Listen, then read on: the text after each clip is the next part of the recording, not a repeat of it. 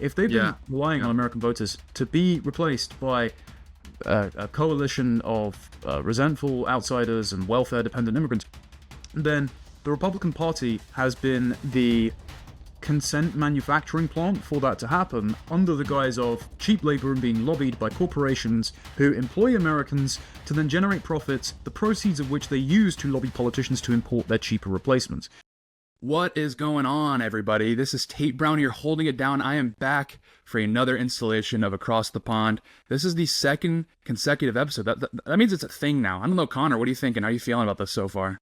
Well, I appreciate all the positive feedback that our viewers gave us on last week's episode, so I can only hope that we performing monkeys can keep entertaining you without having to turn to the sort of knife fight on the cruise ship deck from The Simpsons. It's true, yeah. I mean, look, that's ultimately what we're here for. Is we're just content jockeys, content donkeys. We're just here to present the news to you in a way that is not putting you to sleep. So yeah, it was good to hear. It's good to hear the feedback. I think a lot of people are excited about the concept of the Across the Pond, the British and American thing. As far as I know, no one's really doing it. And so, I mean, I don't know, maybe with lightning in a bottle, I don't know. But with that, we do have a lot of insanity this week. Trump had a moment. The plan trusters were tested this week. There's no question about that. Right, yeah. So Trump obviously has this interview with Laura Ingraham that drops Tuesday.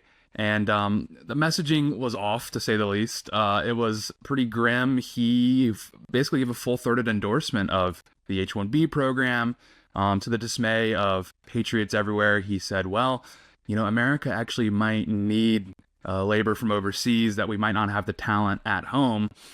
Now, okay, look, there's no question it's pretty indefensible. Those pretty horrible rhetoric. That's kind of what you would expect to hear from like a Democrat. It's certainly not from Donald Trump. But I think he got a little confused. That's all I'm going to say. I'm not coping. Everyone's accusing me of coping. I think he got a little confused. I think he was referring specifically in the back of his mind, because the way Trump sort of works is he'll just kind of regurgitate what the last advisor told him. So the last advisor was talking about this plant in Georgia. It's a Korean manufacturing plant, and they had to bring over Korean workers to sort of train the locals on how to operate this manufacturing plant. And ICE had conducted a raid there fairly recently, and so Trump was saying, well, look, we might need to tone that down. Again, I disagree. I think I'd rather just give the gigs to untrained Americans and let us figure it out, because I just don't really trust these visa holders to be compliant with our regulations. I mean, we all saw the Vivek December crash out where he was saying how Americans are intrinsically lazy, and because we don't do homework all day and we have sleepovers and whatever. And because people are posting all these H1-B listings where it's just janitor gigs. So it's okay, I see what Trump is saying, right? I see he's okay, in theory, you could bring in these workers to help train the locals. That maybe are a little, need some guidance or whatever, but that's just never been the case. The H1B program is always used just for battery farming Indians, effectively. Yeah, what is it? 71% of recipients are Indian, and then the next largest ethnicity is 12%, which are the Chinese. And Trump, in the same interview, said, well, we need 600,000 Chinese students to prop up our historically black colleges. Is that what you voted for, guys? Is it battery farming the sons and daughters of the CCP and MIT to prop up historically black colleges so that Trump can say he's done more for black people than Abraham Lincoln? I believe in trusting the plan and always chimping as a transatlantic strategy as it happens. However, I do think that Trump has hit the ceiling of his baseness that all boomers have, in that we know for a fact behind the scenes in the Department of Agriculture and the like, in the restaurant industry, there have been people that have been lobbying him to tone down the deportations, to rein in Stephen Miller a bit so they can keep their migrant slave class. And so when Trump gives this example of the South Koreans working in the battery manufacturing plant, he sets up the false binary of, look, we either have illegal workers in a black economy pricing Americans out of their jobs, forcing them out of their homes because they can't afford to live in the towns and cities they grew up in because they don't have well-paying jobs despite taking on tons of college debt. Or, if we don't have illegal workers, we replace American labor with legal workers presuming that the qualifications in inferior education institutions overseas are exactly on parity with that of American institutions, which are much more expensive and much more rigorous. And so if we don't have illegals, we get legals instead. And what the problem is, at the heart of MAGA, is that there has been this sort of tech bro, entrepreneurial, co-belligerent faction that has entered the coalition. We think of Vivek, we think of Elon Musk, because obviously it was Musk who first declared that he was going to go to war over H1-Bs, that was his primary issue, was bringing in, Indians to work in Silicon Valley tech firms rather than hiring Americans.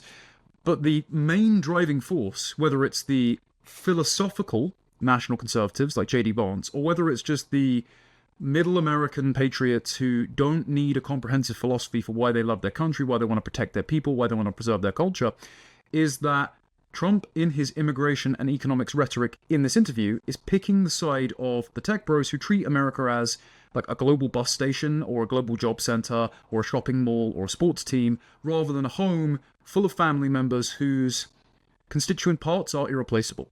And what people want to hear from Trump is the American exceptionalist rhetoric, but not just American values or America's ability to generate GDP, but it's the fact that all of those things are possible.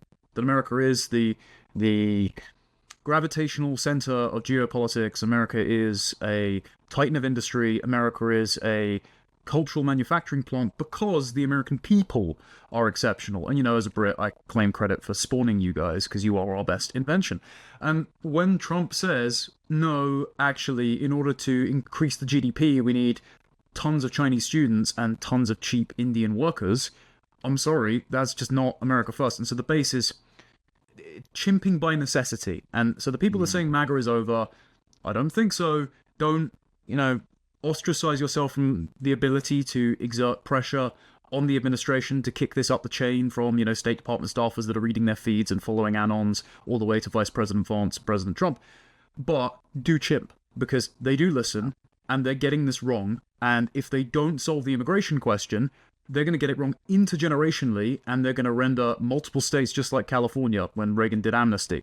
Go from red to blue to solid blue for decades. Yeah, absolutely. I mean, you hit on it earlier. I think you nailed it.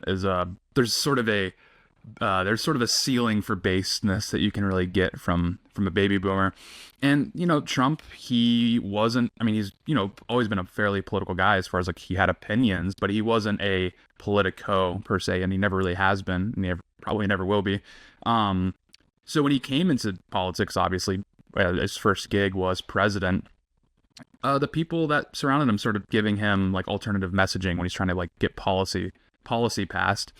And unfortunately, he takes a lot of their advice. For one, that's why you get that moment where, we're saying, okay, we need these Chinese students to prop up these universities like the HBCUs.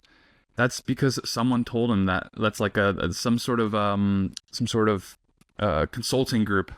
That's consulting group written all over it. That's something you would hear, Nikki Haley say back in the day, or Jeb Bush say back in the day. That's crazy though, because Nikki Haley and her son are to the right of Trump on this issue. Like Nikki Haley was pointing out and saying, as an Indian, no more Indians, please. And the HBCUs thing, sorry to interrupt, but it's like, you can guarantee that, as you said, a consultant has come to him and said, oh, this is like a 1 to 2 point bump among the brothers. Right. Therefore, make this marginal inroad with the fair weather friends of black voters who are wedded to the Democrat Party more than they are the wives and girlfriends and baby mamas they skip out on, but neglect your majority and also your most likely support base, which is young white guys who just want to get a job, own a home, and have a family, and who are staring down not just an average age of home ownership being 40, not just taking on lots of college debt to then work multiple jobs that don't actually allow them to repay said college debt because they're more technically qualified than the job market will allow, but also Trump's solution to lack of home ownership caused by mass migration, market competition, and Biden administration regulations is, well, let's add an extra 20 years to your mortgage and make you a rent off. It's like, but please, I'm begging out here. Yeah. Well, I think that's why you're seeing like Nikki Haley, where you're seeing DeSantis outflanked to the right, is because I think they've realized that the consulting class is part of the reason they're like being hamstrung. And so now they're listening to their staffers for messaging on a lot of these things, even if the policy isn't great. Because honestly, like you pull the hood up on a lot of these like supposedly really based guys. And you look at their voting records, not that great, but a lot of times their messaging is good, and it's because they're getting it from their like Zoomer staffers, and they're tapped in. They're obviously on Twitter. They're seeing the discourse as it's happening. These sorts of things. But for Trump, he's completely insulated from that. I mean, I would be very surprised. I mean, I'm somewhat privy to the operations of the White House to a very limited degree. I would be surprised if there was a Zoomer that was sort of, providing counsel to Trump on a fairly regular basis. And you do actually have that with like Nikki Haley. So again, she has like a pre-built ideology that's just going to be principally opposed to America First. But I mean, on issues like visas, her Zoomer staffers are like, hey, this is like a easy money, easy winning issue. Trump is completely caught flat-footed. This is the same thing we saw with the Epstein stuff, a few months ago, where, by all accounts, Trump, Bondi was just completely out of step with what the base felt about the Epstein issue. And it's kind of the same thing, which is, look, Bondi and Trump consume Fox News primarily. That's how they're ingesting sort of takes, I guess you would say. So anything that they don't develop organically, they're going to get through Fox News. No one on Fox is talking about the Epstein stuff. No one really cares in that sphere. The Epstein stuff was a very online thing. And I'm not saying it's, whatever. Everyone should be upset about how that was handled. There's no question about that. What I'm saying is that people online really, really cared about this. This feels a little different, though, this H1-B reversal, because the Epstein stuff was always a sideshow. It was Elon's idea to even include that as part of the 2024 campaign. But the visa thing kind of strikes at the heart of what making America great again looks like, which is scab labor. Like, this has been consistently his number one issue, is scab labor. So that's why it feels a bit more like a betrayal. But then I want to get to your point as well, is there's a difference between calculated critiques, chimping. There's a huge difference between that and these like people that I think were almost excited to see Trump slip up. There's an entire sphere that's just so desperate to be able to say, I told you so, that they're just waiting for the first instance of Trump having a blunder to then trot out and declare that MAGA is dead, da-da-da-da-da. And they also, these people, when they do declare this, I mean, they're all over this week. Panicans, as a lot of them have been dubbed. They never really provide an alternative to Trump. So they'll be the first people to ankle bite and say like, oh, Trump, he's not the guy, or MAGA is dead, these sorts of things.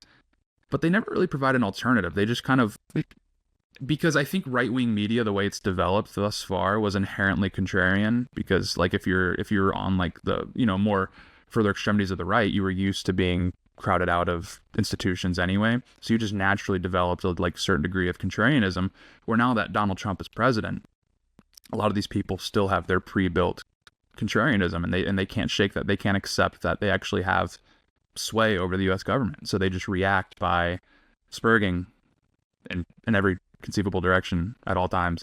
Again, I'm not saying what happened this week was like overblown. Like, it was a really rough week. It was really bad messaging. It was very, some ways, demoralizing. Again, I'm not blackpilling. I'm just saying it was kind of a gut punch to see. But Vance came out yesterday, kind of mopped up the situation. The clip is kind of a long clip, so I can just read his direct quote.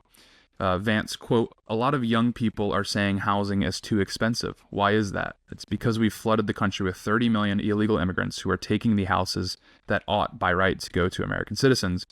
So like Vance messaging, this is where I think goes back to what my initial point was with the boomers have a ceiling on baseness, is Vance being the first millennial, the first sort of generation that developed their political instincts online.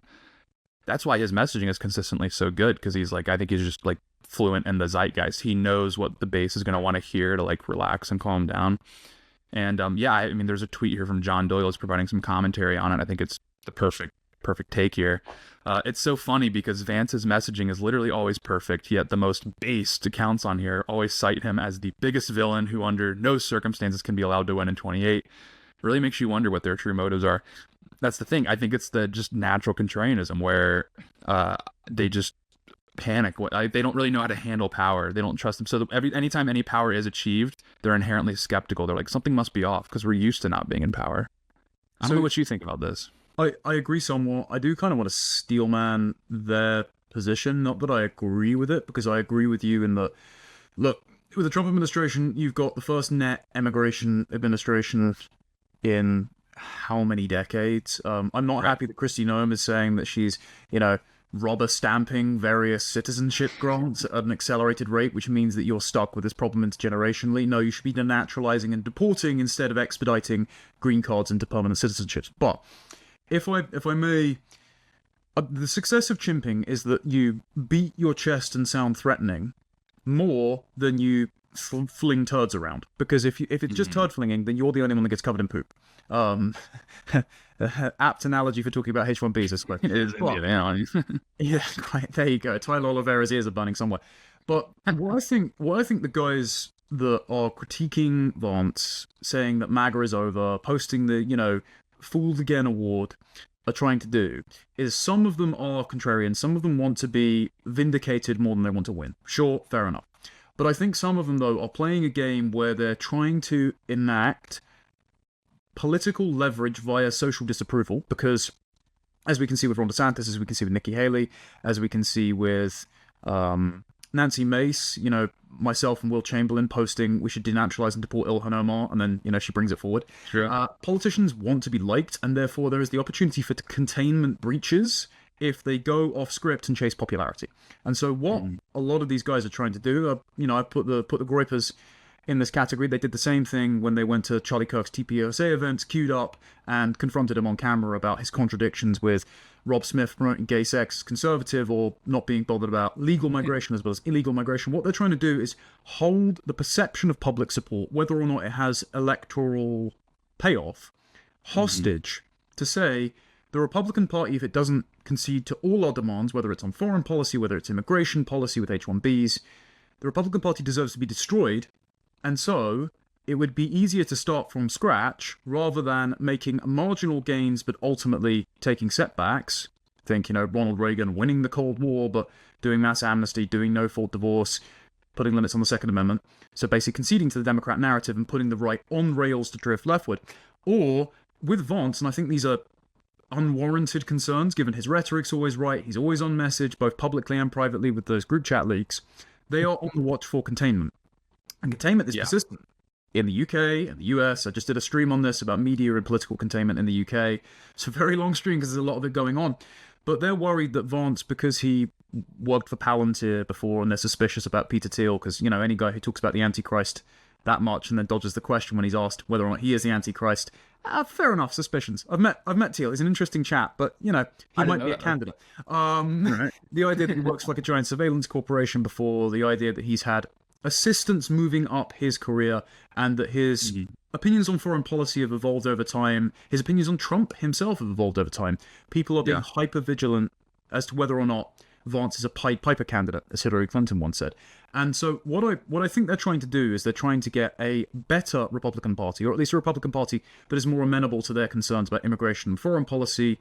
We may disagree or agree with them on some or all of those points. However, I do think that they are needlessly ostracizing themselves from the MAGA coalition when they go so far as to back, Kanye or Kamala or Gavin Newsom, whereas they not just critique Vance's positions, not just critique Trump's positions, but say it's over, and they insult Vance's family as well. Because if one final thing, if I might, one of the main things that's turned people against H1B visas is just the way Indians behave online. Like, they are ethnocentric, they insult white people, they glorified the death of Charlie Kirk and that woman that got knocked out in Cincinnati by the black mob. They're very, they swarm, they are insulting, and one of the major irritants was when that Indian woman came up at the TPUSA event, monopolized Vance's time, asked about 10 questions, interrupted him answering his own question, and made it personal by saying, "You sold us legal immigrants a dream. How dare you rip it away from us? And why are you erasing your children and your wife's religious and racial identity?" And so when you do that, when you do make it personal for Vance's wife, his kids, you will get the administration's ears turned away from you, and you will be considered an enemy faction. And so you will no longer be able to transfer your chimping into political leverage. So if you are trying to play it smart, if you are trying to get Trump to walk away from supporting H1Bs, which you should be very clear about that. You absolutely should. Take it from me. We get 250,000 Indians every year. We've just had a river in Oxfordshire turn to the Ganges. It bloody sucks. Make sure that you aren't, in your chimping, throwing so many turds that you estrange the other side. They just walk away because they don't want to get covered in your shit. Right. Well, it's the classic trope of like, there's the four quadrants of the political compass, and all four sides are saying, when society collapses, my ideology is going to rise from the ashes. So it's kind of the same thing with, I think, the specific groups of people we're referring to, is they just assume that if there is a power vacuum in the GOP, if Trump gets out of the, something happens, he's ousted, et cetera, that their insurgent ideology is going to be the one that like takes control of the car. Are you new around here? If you think that's the case, like, do you know how absurd it was for Trump to have the opportunity to be the nominee in 2016? Like, it was a very, very big deal. But the thing is, he won over a lot of like just normal Americans. The thing with these ideologies that are being pushed now, that again, people assume that if the GOP has a power vacuum, that their ideology will take place. Most of these people that are making up Trump's base won't be as responsive to like your very online ideas, even if a lot of those ideas I support. It's not gonna play in Peoria as the phrasing is. So it's a very online thing. Yeah, I mean, with that, you made the point at the end, the lady who felt like that she was invited to the country and was rug pulled effectively, is what she was saying. I have this tweet here. This is from a immigration lawyer who's just been crashing out. Because look, this is the beautiful thing. So, Trump, obviously horrible messaging this week is a very bad look, but the administration is actually roughing up on the H1-B system, specifically on abuse quite extensively. And my evidence for this isn't the government, because a lot of people are starting to question where they're getting a lot of their data from. That's neither here nor there. Just look at how the people that are on the other side are reacting. So this was Anna Gorsuch, I think is how you pronounce her last name. She's a immigration lawyer, and she's been crashing out. I've been loving looking at her Twitter because she's giving you good insight into what the environment right now is for immigration in the United States. I'll just read her tweet here. I cannot take this anymore, neither can my clients. Make it stop. If you plan to end it, lay out your proposals and be kind enough to allow us to plan. Let us sort out how many people get back and give the immigration attorneys you so desperately wish would lose everything and die to find a new career. I'm a heritage American. Does that matter at all? And I never helped anyone break the law. I helped them follow it. In or out, legal or not, enough. Pick one. My career will die. I will be homeless. My rescue dog will have to go back to foster care, and MAGA will throw a parade. Can we edit that into a speech bubble coming out of Worm Tongue? When he's thrown on the steps after Theoden regains his consciousness? He's like begging to be allowed to stay in Rohan. Are we throwing the parade? I mean, we gotta consult the group chats. But is the the Prince music and the giant balloons? Yeah, the tinsel. So she's responding. This whole crash, and then at the end she says, "I have no idea why any immigrant would choose to stay here in the face of this bleep." She's responding to Carolyn Levitt, just saying the labor secretary is going to try and end H-1B visa abuse. We literally need the concerned Wojak and the smiling Chad. Yeah. Literally, yeah. And if you go to her Twitter, it's still. She's just constantly just losing her mind, because her entire career is, if it's immigration law. I mean, if you know anything about immigration law, like, it's just people trying to take advantage of the government and our systems, and then these lawyers come in to sort of institutionalize that scamming and make it a thing. Yeah, she's completely melting down. I'll put a few of her tweets up, because again, this is good insights. This is good insights into the reality on the ground, because people are dooming so much on Twitter, online Twitter. This is the reality on the ground, is that, look, we're at net negative migration, which would have been unfathomable 2 or 3 years. Even Trump won, like, that was not on the table, because people for the longest time, I remember this vividly, is if you would go on any sort of like conservative podcast or show and say, I think our immigration policy should be net zero migration, people would be like, what? Like, what are you, like Hitler? Like, what's wrong with you? And then now we're at net negative migration. I mean, it's like totally insane. And people are still crossing their arms. People still want more. And this kind of goes back to the idea of like, look, for some reason, a lot of people are looking to throw a Hail Marys.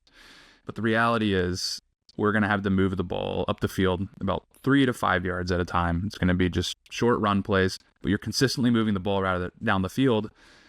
Rather than going for a Hail Mary, it's going to get picked off half the time. And that seems to be the case. Your Hail Mary would be running like a rapper for president. And, he says a few base things every once in a while. So everyone's like, all right, fair enough.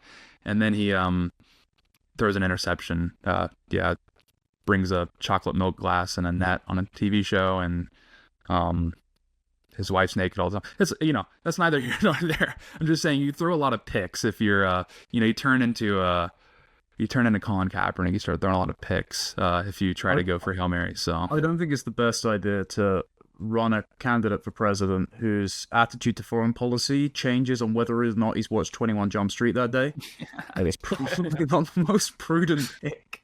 As far as the Hail Mary pass goes, I agree with moving the football down the field, but allow me to introduce a slightly more nerdy, less sportsmanly analogy into it. It's all well and good making incremental gains towards getting a touchdown, but if Bane comes on the pitch and blows it all up, and that is something that the Republicans have to be wary of. It's not just about the midterms. It's if you guys lose the next time around, if J.D. Vance is not president for 8 consecutive years, America's screwed. Just is. Yeah. Because the Democrats have already realized if they just open the borders and import 10 million illegals over a 4-year period, rubber stamp citizenship, give mass amnesty to the ones that are already here, and enfranchise all of them, then you can demographically gerrymander a bunch of states to be permanently blue no matter who.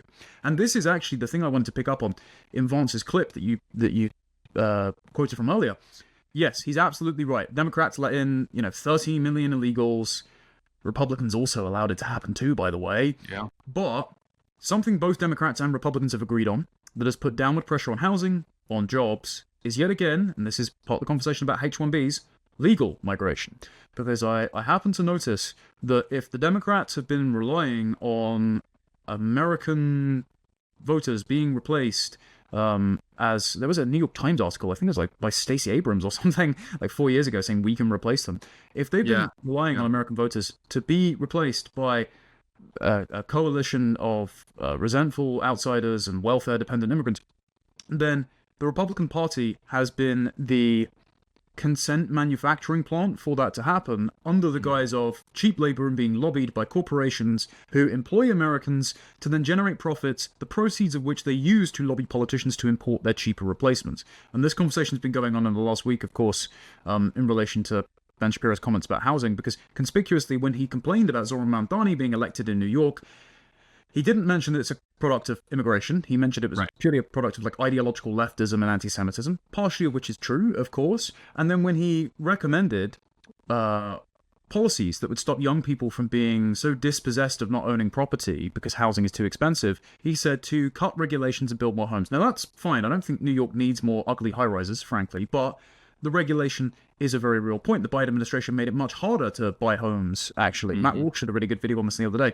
But do you know who needs the homes? People. And do you know how you get more people in America, especially if the majority of Americans are not having enough kids to replace their own population?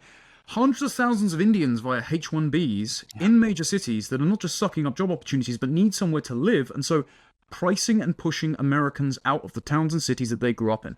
And you know what's not going to win them over to the Republican side, especially come 2028, if there's this massive faction war going on in the Republican base? It's advocating for more H1B visas, which Ben Shapiro did minutes before defending his comments on trigonometry.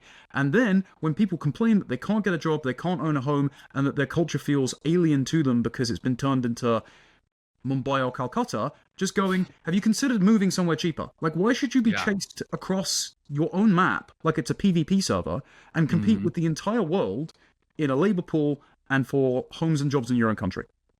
Yeah, I mean, it's back to the analogy of moving the football down the field. It's quite easy when it's just 11 on 11, but when they start introducing hundreds of thousands of Indians on the field, it gets a little bit more difficult. Ben Shapiro comment was really, because he actually used a similar line in the past. I believe it was his conversation with Tucker Carlson, like way back 2017.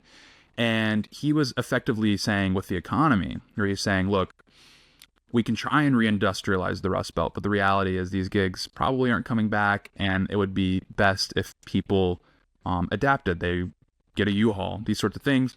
And that caused a lot of uproar because, you know, this was like peak populism at the time, like the Bannon kind of style populism. I think it was at its fever pitch.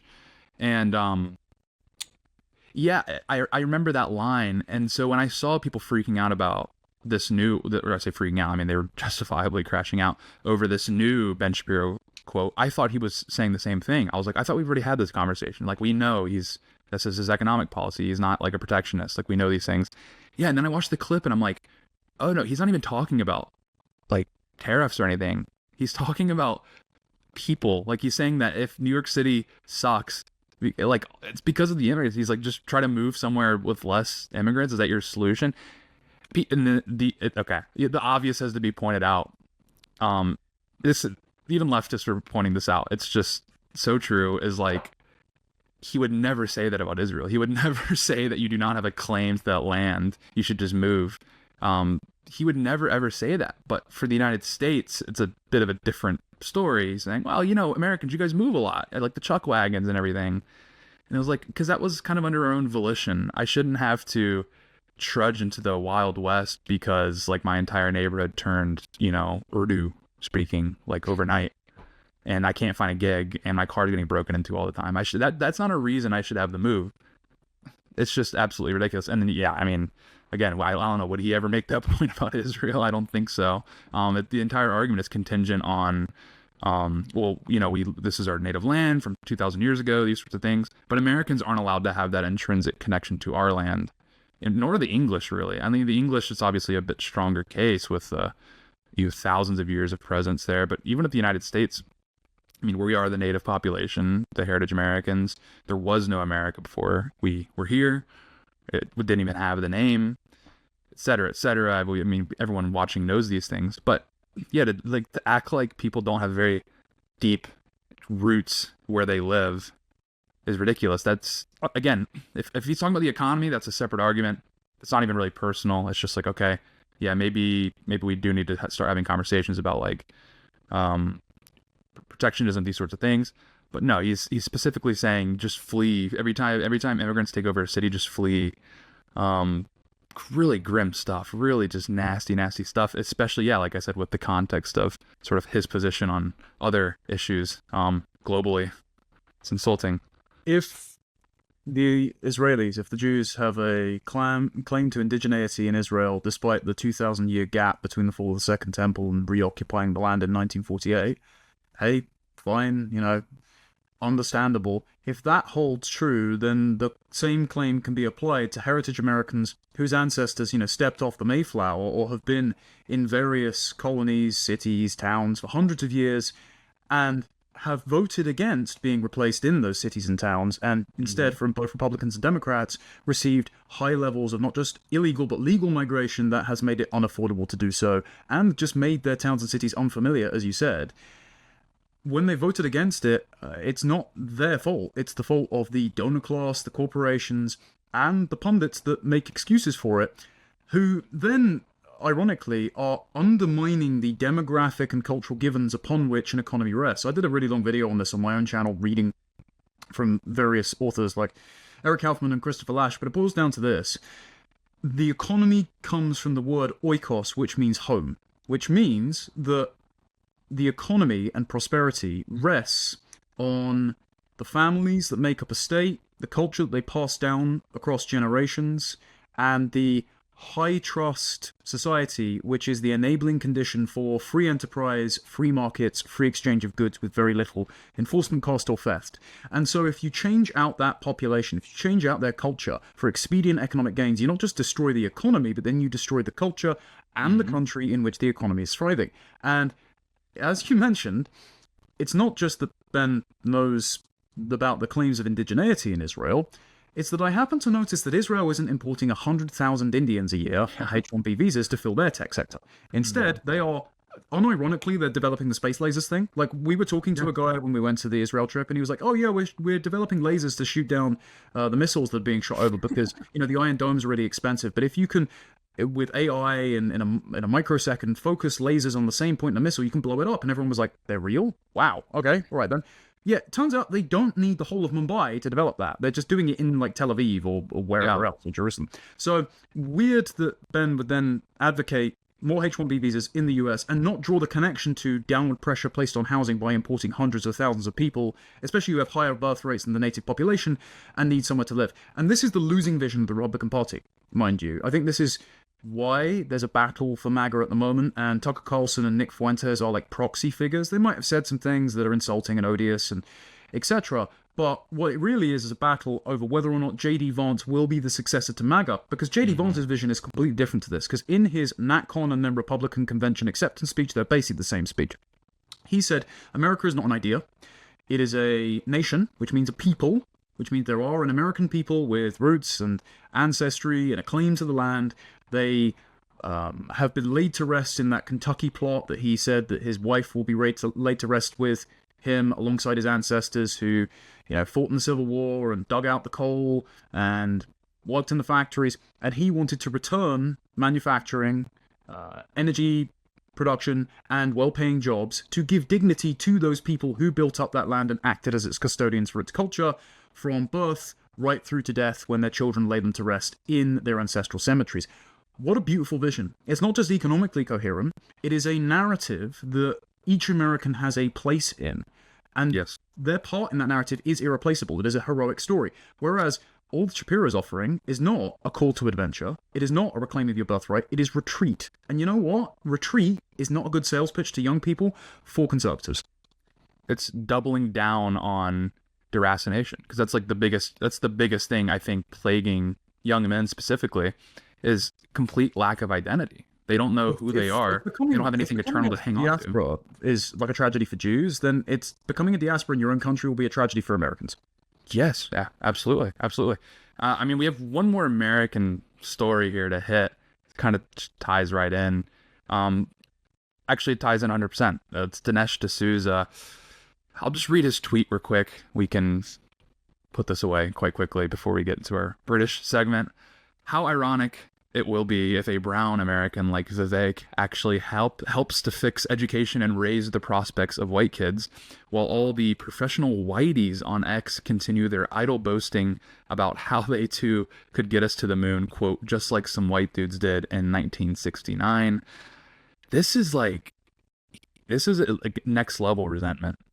He was PO'd writing. It's like he was mad. I don't know what happened, but that was like insane mask off moment. I know what happened. Just close my ticket, bro. So my ticket. I have done a video about this.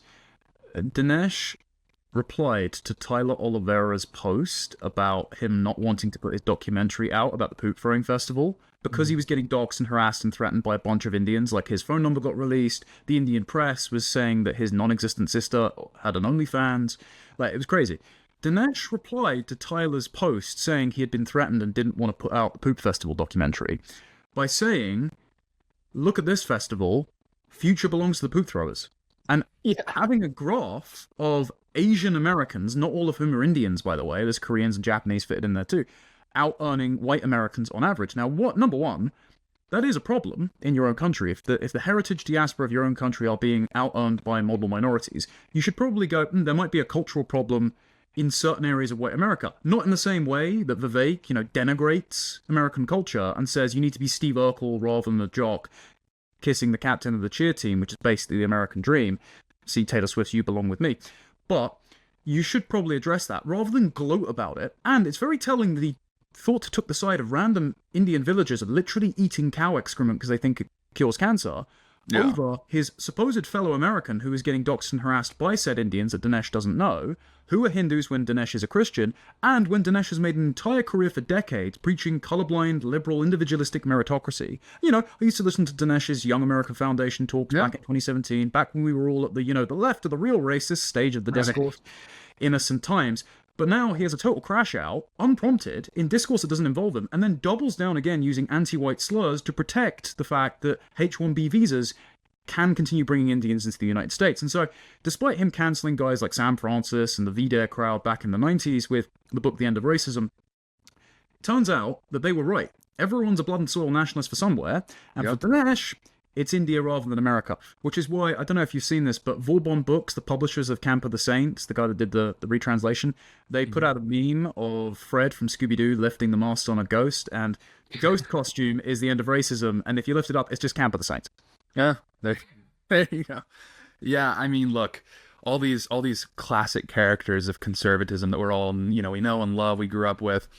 This is going to keep happening as the what is an American question discussion advances further and further. We're going to be losing a lot of these guys because this isn't what they signed up for. This isn't what they fostered. They wanted a very kind of safe conservatism that really just functioned as opposition, where now guys like Vance, like you articulated earlier, who are putting together a vision of what America can and should be rather than just like what policies he's opposed to that the Democrats are proposing.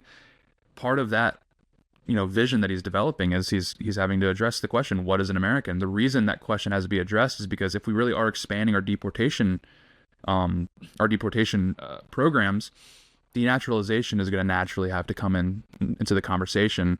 And then the question is, well, who do you denaturalize? Because we've been told this entire time that as soon as someone gets off, an airplane at JFK and they get their paperwork signed, they're just as American as someone that is a direct descendant of, George Washington or something.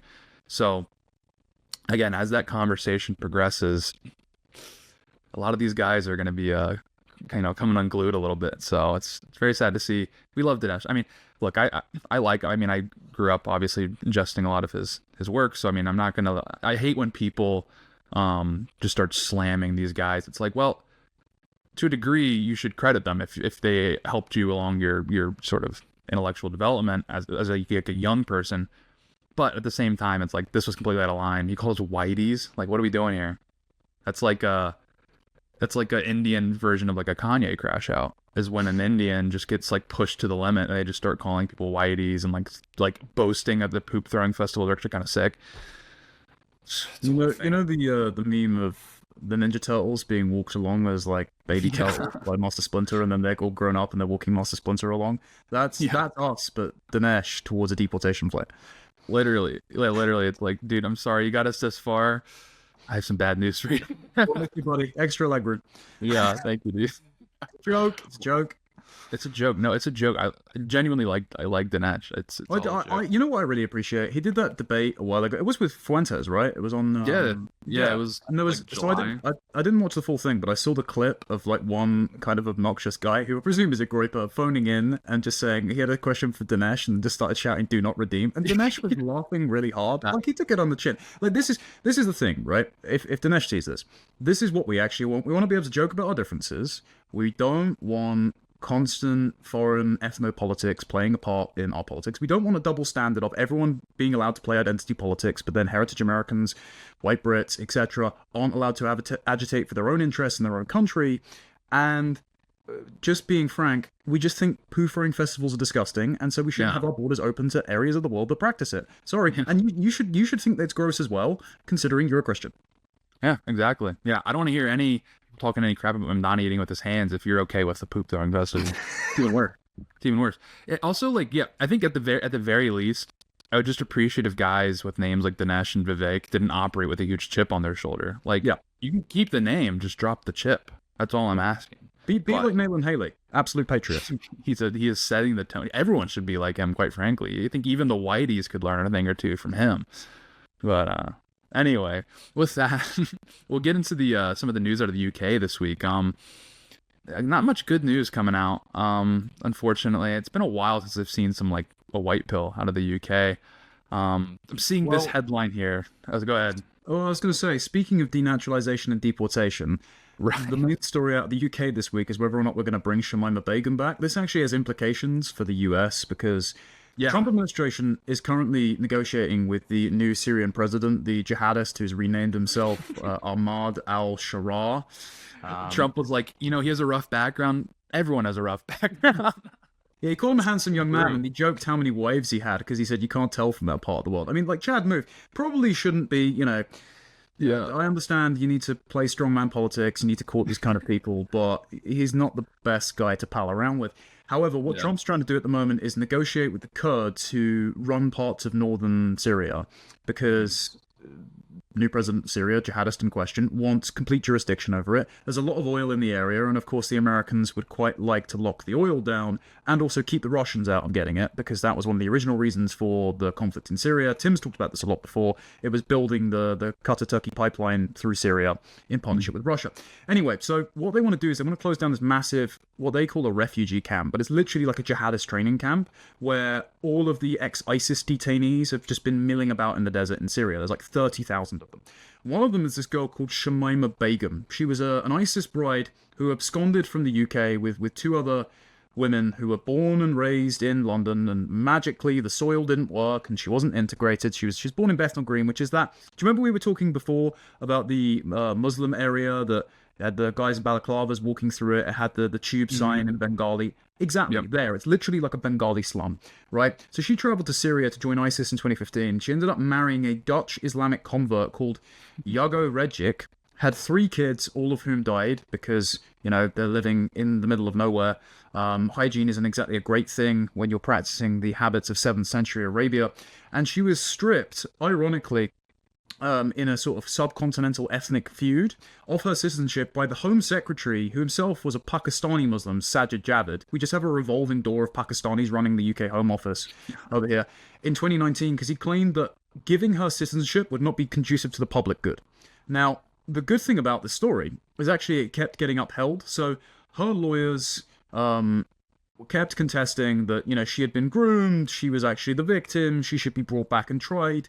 But because Bangladesh has a just sanguinis citizenship law, so it's by blood, it means that she would be hypothetically eligible for Bangladeshi citizenship, so she would not be stateless if she was deprived of her British citizenship. So the High Court upheld it, the Supreme Court wouldn't hear it. She's left to rot in the desert, and we now have a precedent for denaturalizing and deporting people if we can allocate them citizenship elsewhere. The problem now is that because the Trump administration are trying to negotiate the close of this camp, there's a lot of pressure on the UK government, even on the likes of Reform UK, who are trying to make inroads with the Trump administration, because Nigel Farage suggested he would be up for this.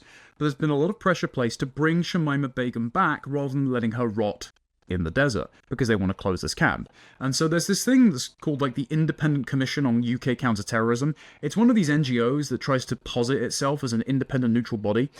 But the members of this include Dominic Grieve, who is a former Conservative MP and Attorney General, massively anti-Brexit, got kicked out of the Conservative Party by Boris Johnson in 2019 because he was too left-wing even for Boris Johnson, who was just chairing an Islamophobia definition board for the Home Office, so trying to criminalise criticism of Islam. And Saida Vorsi, who's a baroness, independent, but used to be the chair of the Conservative Party, whose chief of staff ran a unit in the Home Office called RICU. So it was the Research Information and Communications Unit. And it's basically like the Department of Justice's Community Relations Service, where whenever a terror attack happens, they control the front covers of newspapers, they bus imams out to the site of the terror attack for photo ops, they feed the families of the victims lines to say on the media, and they staged, for example, in the aftermath of the 27 Manchester Arena attack, the big concert with Ariana Grande that said, "Don't look back in anger." Like, that was centrally planned by the government to stop you from blaming Islam. The worst example of this as well, 2014, there was an ISIS beheading of an aid worker called Annan Henning, and the Sun newspaper ran a photo of a woman in a Union Jack hijab that had been prefabricated by a group called Breakthrough Media with the Home Office. Raiku called it Our Product.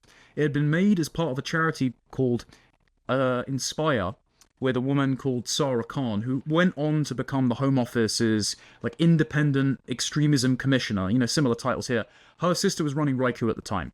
Raiku was ran by the chief of staff to Saida Vorsi, and she's now part of this committee that's saying, "Oh, bring Shamima Begum back. It just so happens that you constantly run defense for actual jihadist attacks and terrorists, and you say, don't you dare be Islamophobic, and use state money to constantly gaslight the population."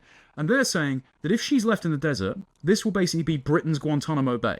right? It will be untenable according to international human rights law to have this jihadist rotting out there because she absconded from our country, betrayed it, and tried to join ISIS. Bear in mind, she was part of the morality police, literally like watching as people getting their heads cut off. She was apparently, according to witnesses, sewing suicide vests together, like absolutely reprehensible, evil person. And now we've got the press, politicians, ex-politicians, independent bodies, lawyers, etc., all lobbying to bring this woman back to what? Try her and have us house her at our expense until she inevitably gets released and like joins another jihadist group or something? She's totally unrepentant. Why should she be here?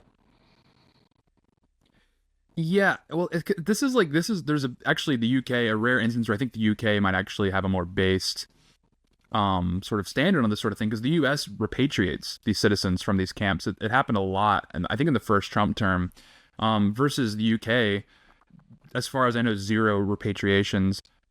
They just stripped the citizenship. Like the American philosophy.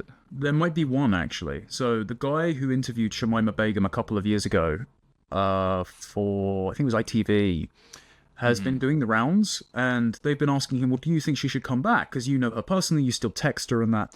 And he said, it's funny, apparently one of the members of a terror group called the Terror Twins has already been brought back, but just nobody's been told. So the government, much like when they were importing the like Afghan interpreters that ended up being Taliban fighters and drug dealers and rapists, the government have been hiding it from the public again.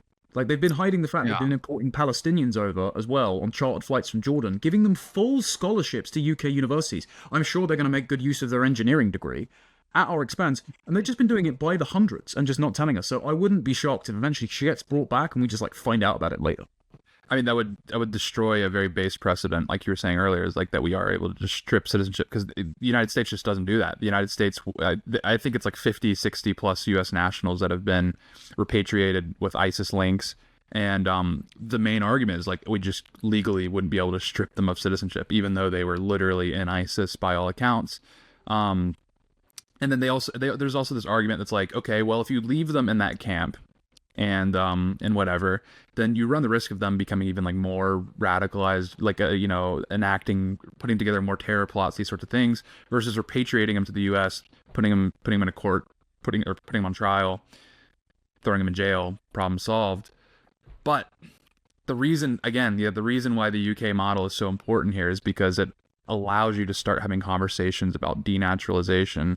And the UK is not the only country, I think France and Germany have also stripped citizenships before. I'll fact check that after. But I know that they're very reluctant to accept repatriations of ISIS members. Canada, Australia, like a handful between them. It's really only the U.S. that has this model where they repatriate citizens from these detention camps. And then, they prosecute, obviously. They prosecute these people.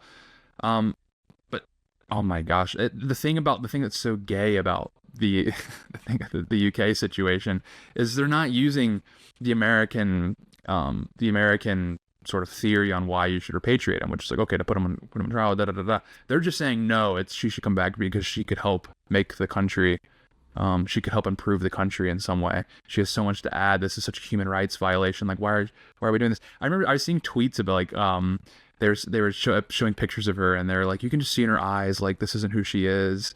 She's so much better than this. Like, this, you can just tell she wants to change.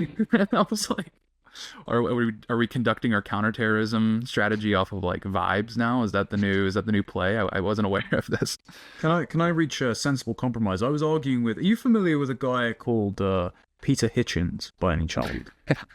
Yes, know him very well.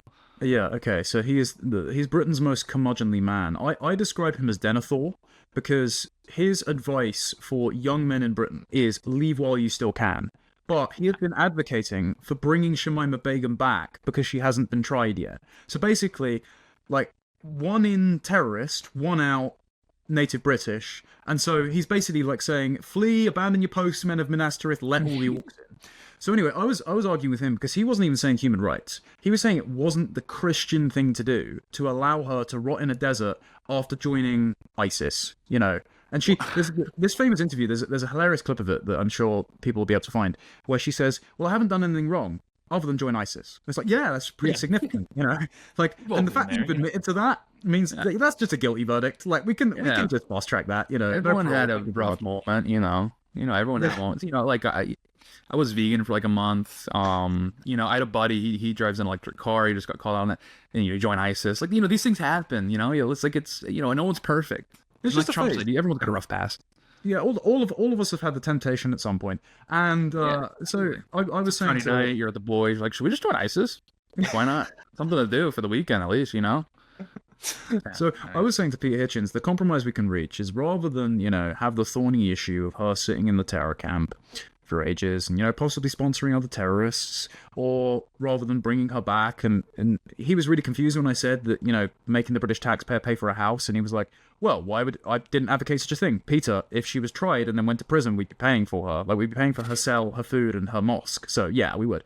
Rather than doing both of those things, can we just turn her into a fine red mist in the middle of Syrian desert? Like, I think that would be sensible. Right. Like, I know people are a little bit touchy about that sort of thing in terms of the fact that foreign adventurism has been an unmitigated disaster throughout the last how many years. But I think if we know where our own homegrown Islamic terrorists are, if we are enduring the threat of them being brought back and causing more problems. And bear in mind, there have been multiple attempted and successful female terrorists. There was a woman who stabbed a Labour MP in 2010. There was a recent case where there was a woman who was she was like the nickname of the mother of the Taliban or something, and the police had to retake her mugshot because her lawyer claimed it was offensive that she took it without a burqa on. So it's literally like there's a mugshot of her face and then a mugshot of her just with the eye slit.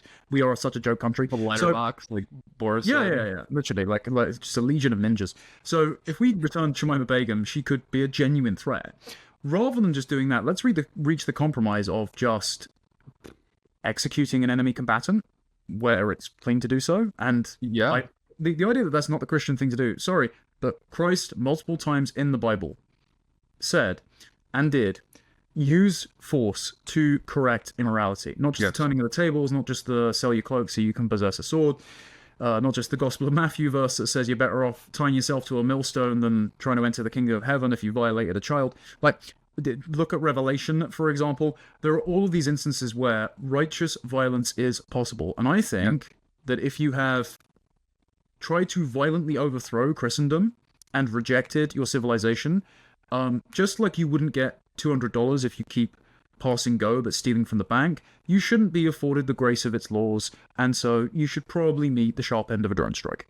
Yeah, absolutely. I think potentially Andrew Mountbatten Windsor, with his new name, I think if he wants his titles back, he should get back on his Falkland Islands era warship and just start shelling the crap out of, like, you know, Syria and Yemen and stuff. And then, like, you know, eventually if he's knocked out enough of these, you know, these Shamima types, then maybe you could get, maybe not Prince, but we'll throw him a cool name, like, you know, Doctor or something.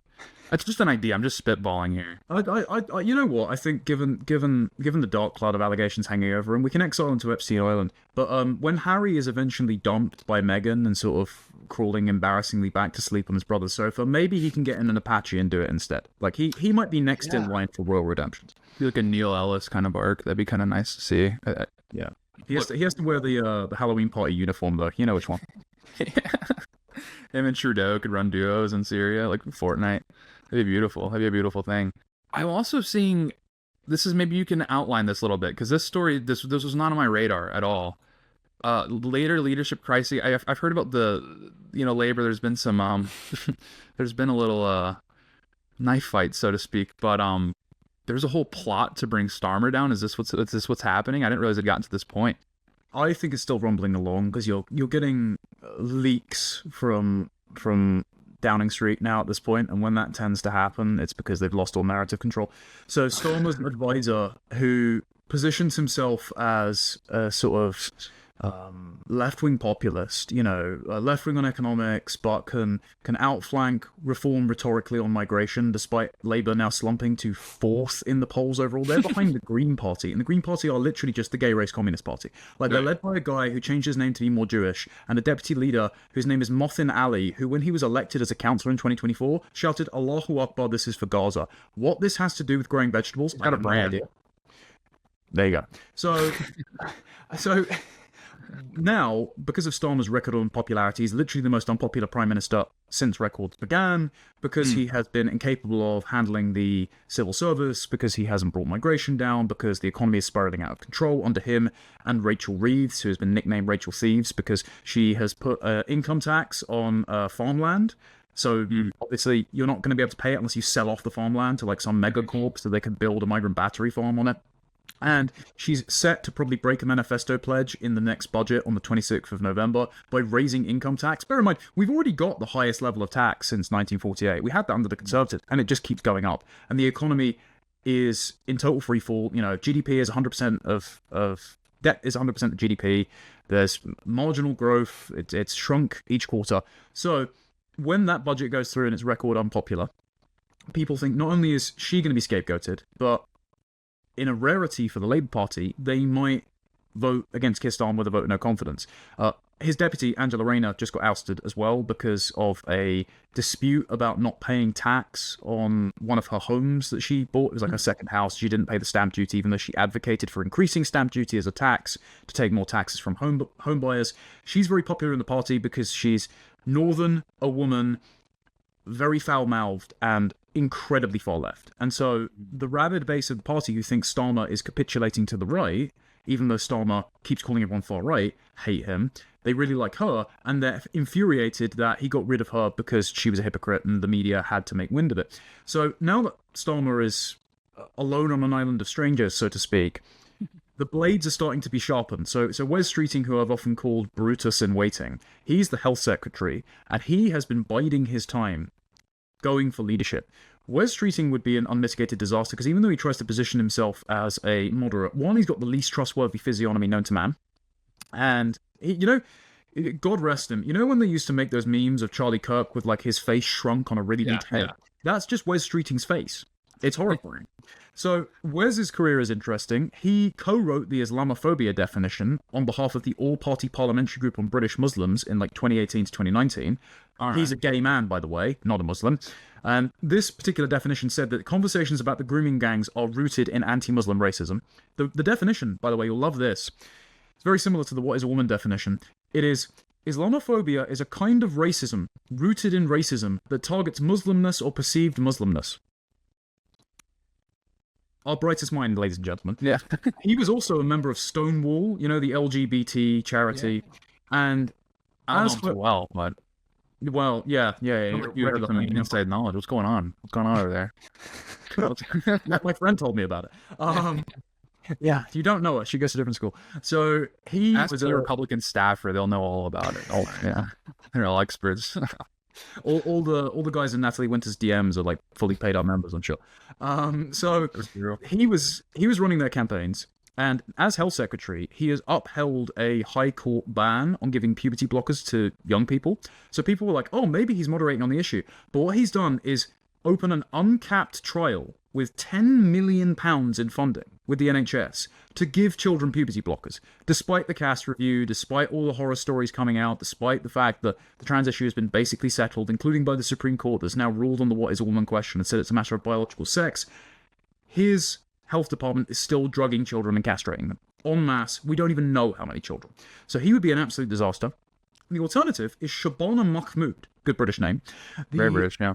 Yeah, Pakistani Muslim Home Secretary who says that you can't say that she's not English because that's racist, even though she's born to two Pakistani parents and was raised in Saudi Arabia. And she says that her Sunni Muslim faith is the most important thing in her life and informs everything she does in politics.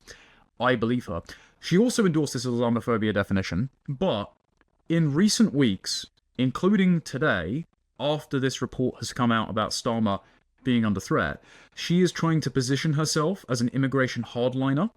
So she is saying that the Boris wave, the millions of immigrants granted indefinite leave to remain since Boris Johnson brought them in after Brexit, and indefinite leave to remain means, and you're not going to believe this, if you're in the UK for 5 years, you're just here, right? No matter on what visa, no matter what you've overstayed, no matter what job you're doing, what you're earning, what crimes you committed, you get the right to remain in Britain forever.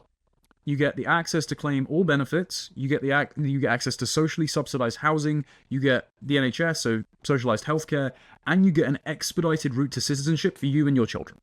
So the Boris wave is going to get that, and the bill for that, just like 2 years of the Boris wave, is going to be 234 billion minimum. So she said, don't worry, the hundreds of thousands of people that are eligible for this, 95% of whom are never going to be net taxpayers, all of whom weren't invited here because the public voted against immigration in Brexit and with electing Boris. Those people will have to wait 10 years to claim benefits. Wow, we're just going to kick it straight into the long grass. Don't worry, the bill won't come due for a little while, guys. It's a bit like the mortgages that Trump's putting up. Yeah. And she's also done these slick videos on Twitter saying the Home Office is deporting 50,000 immigrants. Most of those are paid voluntary returns, by the way. Like the Ethiopian sex offender, they paid £500 to get out of the country. And then she's tried to make these charities, this is something you flagged to me, induct migrants on this forced volunteering scheme. And, dude, that's what we do for prisoners in America. We just get them a stick with a nail on it and work their way down the highway. It's the same idea. It works. It's a Kamala Harris solution, yeah. So, yeah. But the problem she's got is because she's a demented open borders leftist and Islamic activist and always has been, the charities she's tried to conscript have all signed a letter saying no. So 320 organizations, including the National Council for Voluntary Organizations, the Charity Retail Association, and Age UK and Citizen Advice, have said they can't accept the unworkable proposal because it would be inhumane to force illegal immigrants that are staying in 5-star hotels at my expense, getting pocket money DJ lessons, PlayStations, and phones, I'm not exaggerating, and have a minibus to take them on day trips to the seaside. It would be unfeasible for them to spend an hour a week picking up litter or working in soup kitchens. The only saving grace by the fact that they've been denied this proposal is that they won't be working any children's charities anytime soon. We should be making them do to test them. They should be working, I'm thinking stateside, we should make them work at a Waffle House just for 2 or 3 weeks. Maybe make them work in a senior home, be the diaper changers. They kind of already work those gigs anyway. I'm just trying to think of frontline, truly the American gigs that you're getting the brunt of the American underclass and in all of its glory. And I'm thinking working the desk at a La Quinta. People are coming in to just cheat on their wives and do drugs and stuff, and you're just interacting with that, and then you can. It almost helps the refugee more, because then they're I don't know if I want to stay here. If this is really, America and it's all of its, brevity, I don't know if I'm ready. And I think that could be the solution. So I think, the charities, don't worry about that. In the UK, maybe make them work at a Greg's. I think that'd be nice. Well, that would be a good. They won't. This is actually a good litmus test. They won't work at a Greg's because of the sausage rolls. So my idea for America is, of course, make them staff the Walgreens in Brooklyn, and my idea for Britain is make them staff dog shelters. I don't think we're gonna have an interview for tomorrow. This was just kind of a weird week, but we're getting into a good rhythm. So full disclosure, we're setting up a studio at Timcast, primarily for this purposes of this show. Well, that's thanks to the audience who had a very positive reaction to the first episode. Yeah, so guys, appreciate it. We had high hopes, but we were blown away. We genuinely were blown away. Viewership was good. Obviously, the feedback was incredible. So we're super grateful that this is able to work out. And everyone at Timcast is super excited about it too. I mean, that's something that's I don't think it's discussed enough, is look, people that you work with, they love watching this kind of stuff too. And, so they're fired up. It's just been great. So I'm really appreciative to all you guys watching and supporting, genuinely. It's cool that we're able to get this idea out there. And then, as time moves on, it's going to be more and more of a sort of polished product. I don't know. Maybe you don't want the polished product. Maybe you like the rawness. Maybe you like that I'm in a crowd, or what do they call it? I don't even know what you call this place. It's where you can go and rent a room. It's like a WeWork, but it's not a WeWork. You look in a middle-aged woman's living room. Yeah, it looked like I'm in a therapist's office. Yeah, it's crazy. So I'm in this back room in a warehouse in West Palm Beach right now. I was at Mar-a-Lago yesterday, and I get to do this for a living because people are watching this, and it's great. But next week I will be out of this weird dungeon, and if they let me out. You're from in San Diego. We just got to guess where the location is each week you're from. I keep moving, and I'll be in a studio next week. So then we'll get moving. It's going to be really good stuff. So yeah, Connor, where can people find you? They can find me at Con_Tomlinson on X. They can find me at Connor Tomlinson on Substack and on YouTube. And I do most of my writing for Courage Media. Thank you, sir. Thank you. You can follow me on X and Instagram at Tate Brown. And yeah, we got a whole slate of Timcast content all week. You guys know where to find that. But we'll be back next weekend, and we'll see you there. Thank you very much.